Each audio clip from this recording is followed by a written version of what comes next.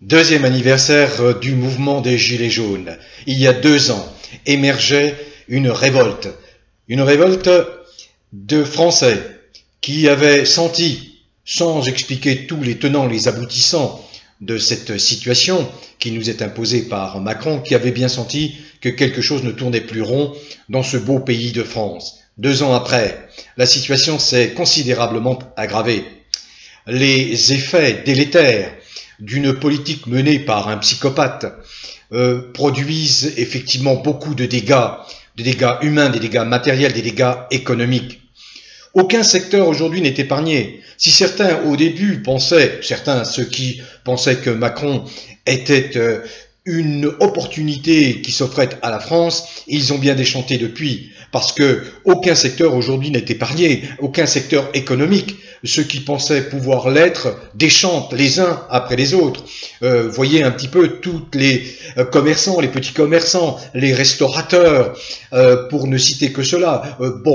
Il y a l'entreprise de destruction massive de la protection sociale française à la française. On voit bien ce qu'il advient au service de santé que Macron démantèle pour que des intérêts privés, des cliniques privées, des fonds de pension, des fonds d'investissement puissent mettre sur pied une santé privatisée qui va rapporter beaucoup de fric à tous ces actionnaires. Donc effectivement, on marche sur la tête, tout le monde s'en rend bien compte. 2 ans après l'éclatement du mouvement des Gilets jaunes, qui a été un espoir extraordinaire et qui demeure une marque très forte de la réaction de bon sens du peuple français. Malheureusement, les institutions étant ce qu'elles sont, conférant un pouvoir énorme au président de la République, eh bien celui-ci, contrairement à un De Gaulle, à la sagesse d'un De Gaulle, à la dimension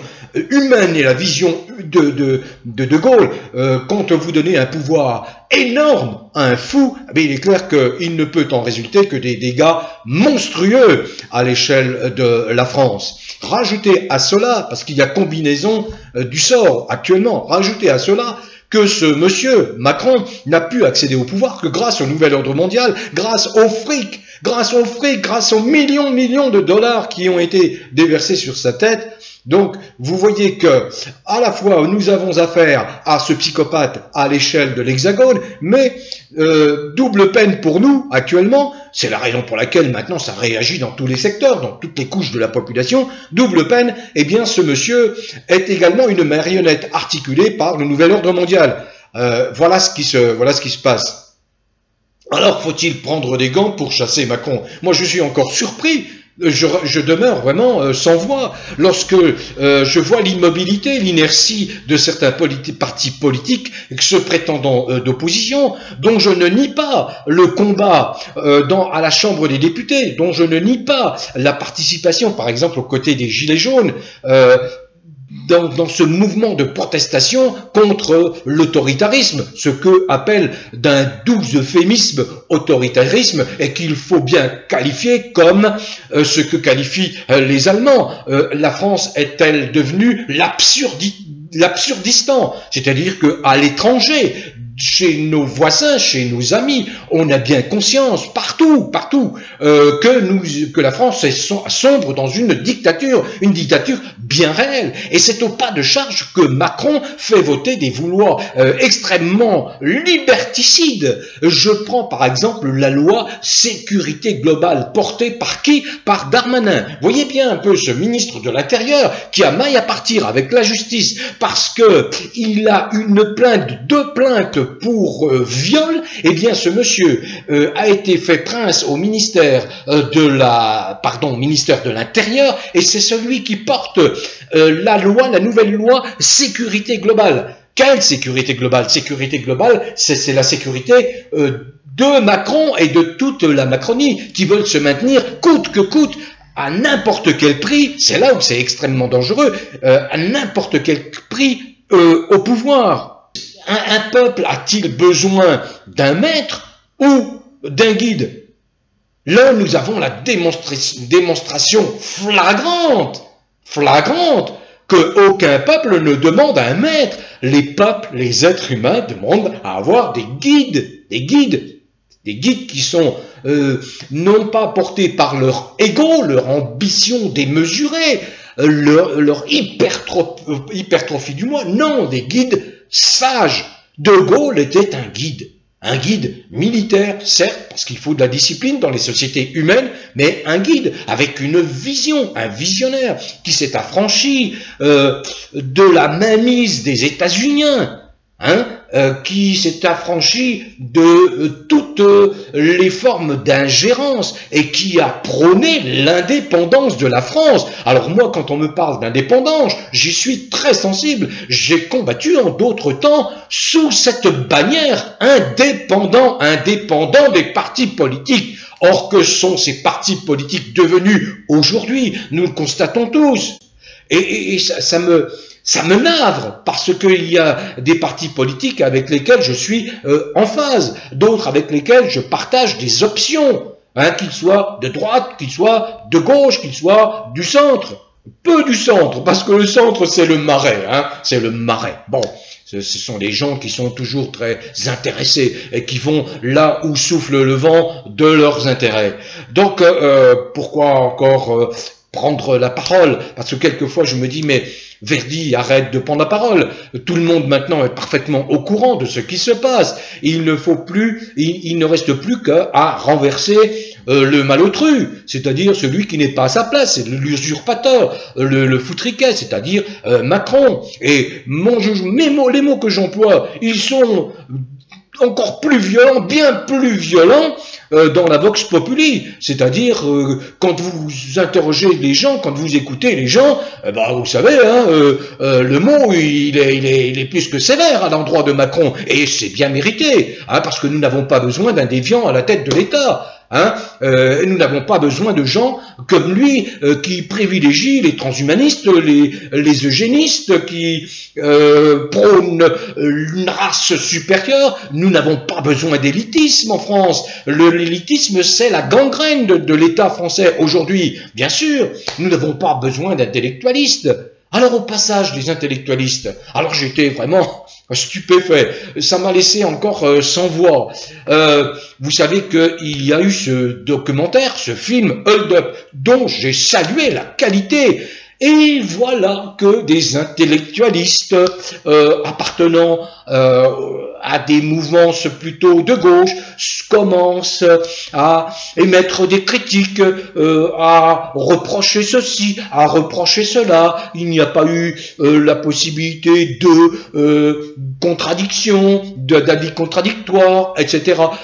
Avançant des arguments les plus spécieux qui ne sont pas à la portée du Pékin moyen. Voilà ce que je reproche depuis longtemps à ces bobos de gauche.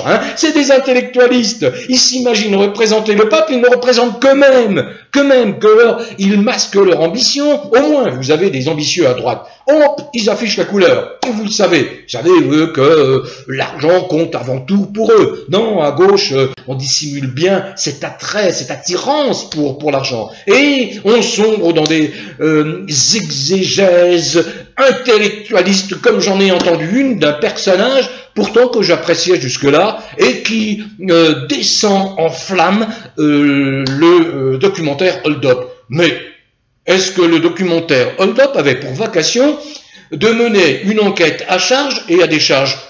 Pas du tout. Ce que je viens de dire au début de mes propos. Est-ce qu'il faut prendre des gants pour dégager un fou qui fait souffrir la majorité du peuple français? Mais le film Hold Up est excellent, il joue sur l'émotion, et comment voulez-vous jouer quand vous avez en face de vous 9 merdias qui polluent, qui polluent l'esprit des gens depuis des décennies? Mélenchon a dit qu'il allait mettre de l'ordre dans les 9 merdias s'il arrive au pouvoir, comme il a dit, et j'ai bien souligné ça, qu'il allait s'attaquer à la pauvreté, c'est-à-dire qu'il n'y ait plus de gens pauvres en France. Mais bien sûr que c'est là que le bas blesse, bien sûr que c'est là que ça fait mal, bien sûr que c'est là que la société boite, elle est boiteuse. Pourquoi certains s'enrichissent dans des conditions, dans des proportions, mais incroyable, et d'autres souffrent, n'ont même pas de quoi manger, n'ont même pas de quoi se nourrir. Et Macron, lui, il est effectivement à la tête de ce système qui privilégie une poignée et puis qui laisse de côté toute la plèbe qui doit crever de faim, qui doit même plus pouvoir se soigner parce qu'il n'y a plus de service de santé publique qui sera viable lorsqu'il aura atteint tous ses objectifs de démolition du service des services de santé français. Alors voilà, un quotidien allemand a traité la France d'Absurdistan. On est en Absurdistan, qualifiant les mesures de confinement, les mesures coercitives décrétées par Macron, lapsus, il est là, bien, par Macron, eh bien, d'absurde, quoi. On est au summum de l'absurde, mais on le sait. Nous, on le vit au quotidien. Hein, ces mesures de reconfinement, de confinement, ces mesures qui relèvent de lois martiales, hein, comme le couvre-feu, comme le confinement, mais il y a une stupidité telle que, je vous dis, on dépasse le monde du but, c'est même plus ubuesque, ça n'a même plus de mots pour qualifier l'absurdité. Alors c'est bien, moi j'ai bien aimé ce néologisme employé par mes confrères allemands, la France, on est en Absurdistan. Quand on voit les statistiques, hein, alors il faut que je fasse très attention parce qu'il y a des mots qui moi me condamnent à la censure. Donc quand je vois la gestion de ces supposées crises, etc., bah oui, en Allemagne vous avez 81 millions d'habitants et en France vous en avez 68. En Allemagne on dénombre quoi, peut-être 12 ou 13 000 décès liés supposément au virus dont il est question, hein, dans les esprits, et en France, on en dénombre bientôt 40 000 décès liés supposément à ce fameux virus. Cherchez l'erreur, 5 fois moins de décès en Allemagne, en proportion. Alors, qui a mal géré? Pourquoi ça n'a pas été géré? Très simplement parce que je parlais des gilets jaunes, je reviens là-dessus car l'explication elle est on ne peut plus claire. Début 2020, Macron est en les pires difficultés, sa cote de popularité a chuté et il est contesté dans la rue de façon incessante parce que le mouvement a duré et il dure encore de façon incessante et il ne sait plus comment y mettre un terme. Et quelle aubaine! On trouve ce moyen par une pseudo-crise sanitaire. Alors il s'est engouffré dans cette possibilité de s'en sortir, de sauver sa peau politique, mais il n'a rien sauvé du tout, parce qu'aujourd'hui il est lâché par tout le monde. Vous savez, le fait qu'il soit lâché par les forces de l'ordre, par les forces publiques, ça ne tient plus qu'à un fil, à rien du tout. Et un monsieur qui se permet, ce monsieur Macron, de damer le pion à tel président, chef d'État étranger, donner la leçon à tel autre, qui s'en mêle les crayons en permanence, qui se noie dans les contradictions. Pourquoi? Parce qu'il est tellement obsédé par sa personne. Il est tellement dans un surmoi en permanence qui ne correspond à rien, qu'il n'entre jamais en écho avec le cœur des gens, avec le cœur des Français. Jamais, jamais. Vous pouvez avoir des hommes politiques de qualité différente, je veux dire de qualité humaine différente, mais à un moment donné, chez chacun se produit quand même ce petit miracle, c'est-à-dire qu'on entre en résonance avec le cœur de la population, avec le peuple. Là, il n'entre en résonance qu'avec l'argent, qu'avec le fric, qu'avec l'idée surdimensionnée qu'il a de lui-même. Alors oui, j'aime bien ce néologisme. Nous vivons plus en France, nous vivons en Absurdistan. Voilà. Je vais prendre un exemple. L'interdiction de la messe. Mais en quoi ça peut gêner Monsieur Macron, la réunion, les cultes dans les temples, dans les églises, dans les mosquées? En quoi ça peut le gêner? C'est purement l'acte autoritaire, dictatorial d'un tyran qui veut absolument entretenir un climat de sidération, de psychose, de peur, car on lui a appris que rien n'est plus facile que de manipuler des gens qui sont paralysés par la peur et par la psychose. Alors Français, réveillez-vous. Ça fait des mois et des mois que je n'ai de cesse de vous dire, libérez-vous. J'ai traversé très récemment des pays où les gens vivent libres, ils ne portent aucun masque, aucun masque. Ils laissent tranquille ce fameux virus, vous savez. Nous vivons depuis la nuit des temps avec des centaines de millions de virus. Il a utilisé donc cette fausse crise sanitaire, mais ailleurs, c'est ce que je vous explique, quand on traverse d'autres pays, que ce soit des pays du Nord, des pays de l'Équateur, des pays du Sud de la planète. Partout, vous trouvez des pays où il y a liberté totale de circulation, où, en réalité, comme par hasard, eh bien, on a considéré ce fameux virus qui hante les esprits des Français à cause des médias, à cause de la propagande des médias, eh bien, ce virus, il est là. Il est là, il a toujours été là, et puis on fait avec, et on s'embête pas avec lui, donc pas de masque, et pas d'option de modification du corps. De toute façon, le code de Nuremberg interdit toute expérimentation médicale sur un corps humain. Donc là, dans ces pays que je connais, que j'ai vu, que j'ai pu traverser, on vit libre, on respire tout à fait normalement, on va au restaurant, on va dans les supermarchés, on fait ses courses, on croise les gens sans masque, on se sourit. Ce qui s'est passé en Allemagne récemment, il y a quelques jours, où effectivement nos Allemands, coup de projecteur sur l'attitude, mais de bon sens. Les Allemands sont pragmatiques. Il y a quelques jours, ils étaient des milliers à avoir manifesté et accompagnés par des forces de police qui manifestaient avec le sourire aux côtés des Allemands. Voilà, ça c'est un signe très très fort. C'est un signal très très fort que nous donnent nos amis allemands qui sont pragmatiques. On l'a vu dans la gestion de cette soi-disant crise sanitaire. Je viens d'évoquer les chiffres de la mortalité. Nos amis allemands sont pragmatiques. Ils ont bien compris qu'il y avait là quelque chose qui ne tournait pas rond. Donc qu'il ne fallait pas poursuivre, qu'il ne faut pas poursuivre, et qu'il faut vivre le plus librement. Les Allemands sont pragmatiques. Et ce sont eux les premiers, je me souviens, au tout début, au tout début, des scientifiques allemands, des médecins allemands, qui ont convoqué une association sur le plan mondial pour contester justement cette fameuse crise qu'on nous annonçait et qui devait décimer des centaines de millions de personnes dans la planète. Alors moi, ce que j'appelle une pandémie, c'est effectivement, quand on a la grippe espagnole en 1917-1918, oui, là, il y a des dizaines de millions, vingtaines de millions de morts. Là, on appelle ça une pandémie. Attendez, quels sont les chiffres officiels? Je ne les ai plus en tête, mais il y a quoi? Il y a peut-être 600 000, 1 million de morts au total, beaucoup moins que les épisodes classiques grippaux que l'on connaît au cours des années précédentes. Et c'est ce qu'avait dénoncé une fuite qui provenait du gouvernement allemand lui-même.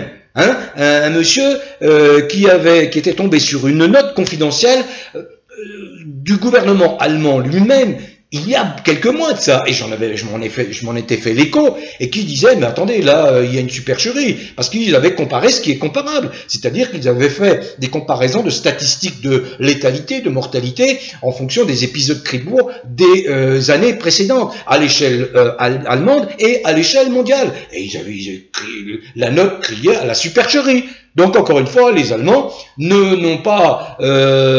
vivent pas en Absurdistan. Les Allemands n'ont pas à la tête de leur pays, heureusement pour eux, très bien pour eux, grand bien pour eux, un psychopathe. Voilà le problème. En tout cas, ça a fait chaud au cœur de les voir manifester, parce que c'est un signal fort venant de ce pays puissant, important, avec une culture très très riche, très forte. C'est un signal fort, comme a été un signal très très fort la révolte des Gilets jaunes il y a 2 ans. Alors je donne un exemple de ce monde politique français. qui est quand même très peu reluisant. Hein. La réforme des retraites qu'on croyait en sommeil, eh bien non, elle est votée par le Sénat. Le Sénat, dont depuis 10 ans, 20 ans, je demande la suppression, comme De Gaulle demandait la suppression. C'est une chambre anachronique, ce sont des gens qui n'ont aucune légitimité populaire, puisqu'ils sont élus par un collège électoral réduit aux élus, aux maires, aux conseillers départementaux, aux conseillers régionaux, etc.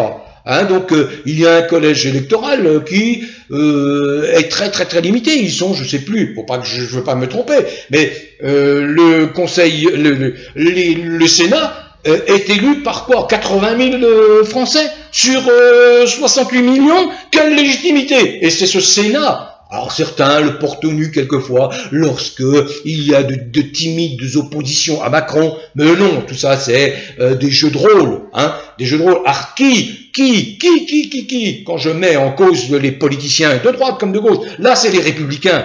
À l'intérieur des républicains, il y a de plus que de l'extrême droite, il y a de l'ultra droite macronienne. Et qui a voté? Les républicains ont voté comme un seul homme la réforme des retraites qui va porter l'âge de départ à 63 ans, qui va rallonger la durée de cotisation. Tout ça pourquoi? Comme je l'explique, quand vous êtes à droite, comme vous êtes les républicains, c'est que le fric qui compte, c'est que le fric. Et ils sont aussi en manche avec le BlackRock. Ces fonds d'investissement qui font la pluie et le beau temps dans l'économie mondiale. Je reviendrai toujours là-dessus. Le système financier mondial, il faut s'en échapper le plus vite possible. Parce que ça, c'est une duperie, une tromperie, mais phénoménale. Mais j'ai déjà expliqué ça, j'y reviendrai. Donc c'est les BlackRock. Donc vous voyez les députés qui volent au secours de Macron, qui a proposé une loi qui leur correspond bien, la réforme de retraite, pour encore balancer un grand coup de massue sur les salariés, eh bien qui contribue à fragiliser encore la situation des Français, des salariés français et des futurs retraités, les républicains. Je ne donne pas de nom, hein, parce que vous savez, dès que je donne un nom, oh là là. Alors voilà, la réforme de retraite, elle est passée en catimini, et c'est le Sénat qui la passe, qui la fait voter. Et puis, on nous présente le gros morceau, la loi de sécurité globale, qui veut nous interdire de filmer les sauvages, les miliciens sauvages aux ordres de Macron, quand ils tabassent, quand ils matraquent, quand ils le gazent, quand ils tuent. Ah, pas de problème, on n'a pas le droit. C'est devenu, si vous voulez, on marche sur la tête. Maintenant, c'est un crime que de filmer des criminels, parce que ce sont des criminels quand ils agissent ainsi. J'ai le plus grand respect pour les forces publiques, dès lors qu'elles respectent à la lettre la déclaration des droits de l'homme et du citoyen qui leur enjoint de protéger les citoyens, les gens. Et ils n'ont pas Macron, non pas un factieux, non pas des déviants, non pas des dérangés mentaux. Pour ceux qui sont des policiers, des gendarmes, qui respectent la déclaration des droits de l'homme et du citoyen à la lettre, qui respectent à la lettre le code de déontologie de la gendarmerie et de la police, alors là, oui, j'ai le plus grand respect. Mais pour tous ceux qui se comportent comme des bandits, comme des assassins, ah non, il n'y a pas de respect. Et bien cela, si jamais vous avez le malheur de les filmer, eh bien c'est vous qui serez très criminels, même s'ils viennent de commettre un crime devant vous, en tabassant une grand-mère, en tabassant un petit jeune homme qui ne faisait que passer. Voilà. Et ça, cette loi, elle va être votée par qui? Bien sûr, par les macroniens et macronistes, mais également par la bonne droite, indécrottable, les républicains, bien sûr, on va voter ça, par le bon centre du MoDem, de Bayrou, tout ça, ça va voter. Ah oui, ils sont tous, pour de la rigueur, sous prétexte, parce qu'on vous a bien enfumé, sous prétexte qu'il y aurait un problème migratoire en France, qu'il y aurait l'invasion des Arabes, il y aurait je ne sais quelle ethnie. Voilà, tout ça c'est de la fumisterie, tout ça c'est une façon.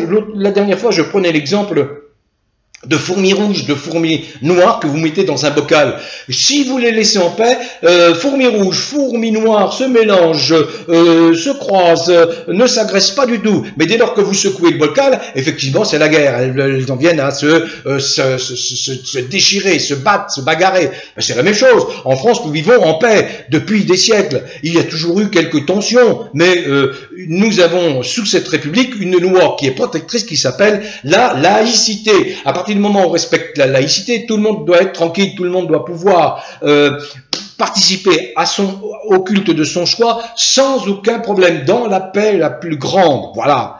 Donc, bon, j'ai pris la parole pour juste vous faire part, plutôt pour vous faire part de mon humeur. Je constate que l'entreprise de destruction massive de la France se poursuit, elle s'amplifie. Comment nous débarrasser de Macron? Eh bien, j'enfonce le clou. Là, je suis toujours en plein accord avec François Asselineau, qui a été le premier à le dire. Nous avons un moyen, c'est la destitution en vertu de l'article 68 de notre Constitution. Et quand bien même il faudrait une majorité pour le destituer, je dis et je répète que certes, le résultat n'est pas garanti, parce qu'il n'y a pas la majorité nécessaire à la Chambre des députés et au Sénat, mais le coup de tonnerre, le coup de semonce sur le plan politique permettra au moins d'atteindre un résultat, une grande fragilisation de Macron.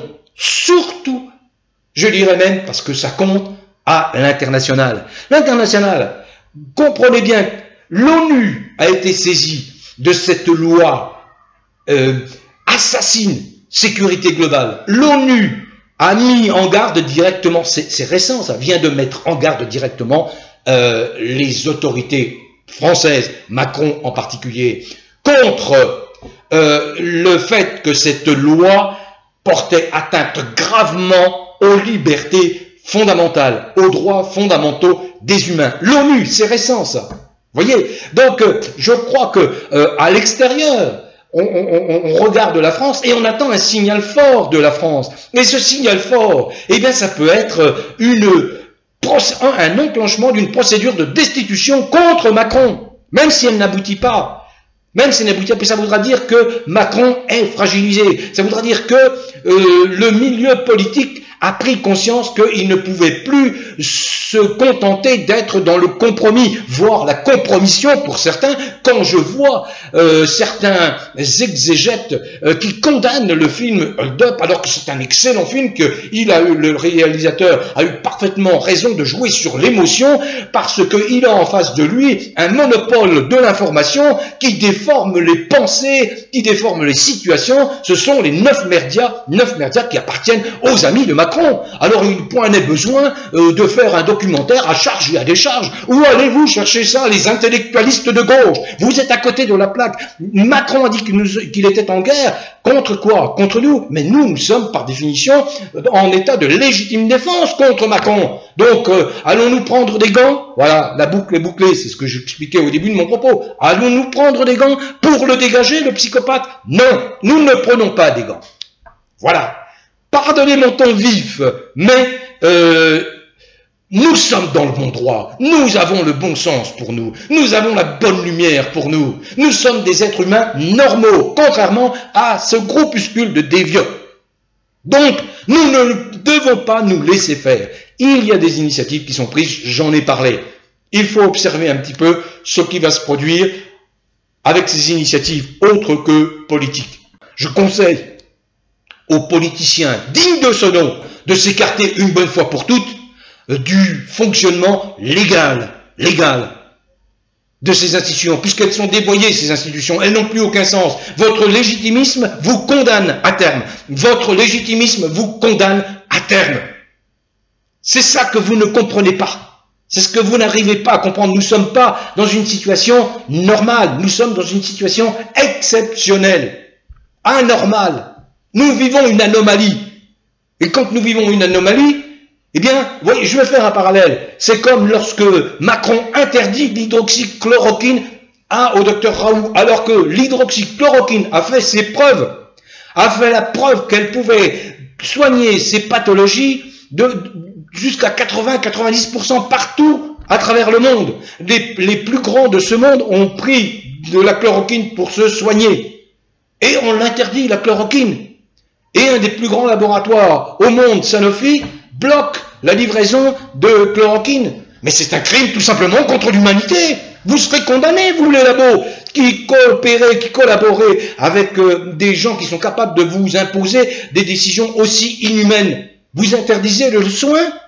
Je n'ai plus les qualifications en tête, mais interdire de soigner, empêcher quelqu'un de soigner, c'est un acte qui est crime, qui relève du crime. Voilà.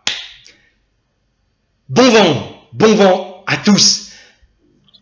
Quelles que soient vos origines, quelle que soit votre couleur de peau, quelles que soient vos croyances, vos confessions, votre religion, votre spiritualité, quelles que soient vos opinions politiques, encore une fois, dès lors que vous êtes un être humain ouvert d'esprit, tolérant, indulgent, qui est animé par de l'altruisme, par de la compassion, par de l'empathie envers son prochain, alors vous êtes un vrai Français. Les seuls qui ne sont pas des vrais Français, ce sont encore les rares qui soutiennent Macron. On ne peut pas être un vrai Français lorsqu'on soutient quelqu'un qui détruit son pays, qui détruit les habitants de son pays. Voyons, on ne peut pas être un vrai Français. Ou alors on n'aime pas la France, mais ça on sait que Macron n'aime pas la France. On le sait. Donc bon vent à tous. La lumière arrive, ne vous découragez pas. Et un grand anniversaire, grand deuxième anniversaire aux Gilets jaunes. Aux Gilets jaunes qu'on va voir, on va les revoir. De toute façon, on va les revoir. Où que vous vous trouviez, en France métropolitaine, en Navarre, dans les merveilleux pays, territoires et départements d'outre-mer et à l'étranger. Bon vent à tous.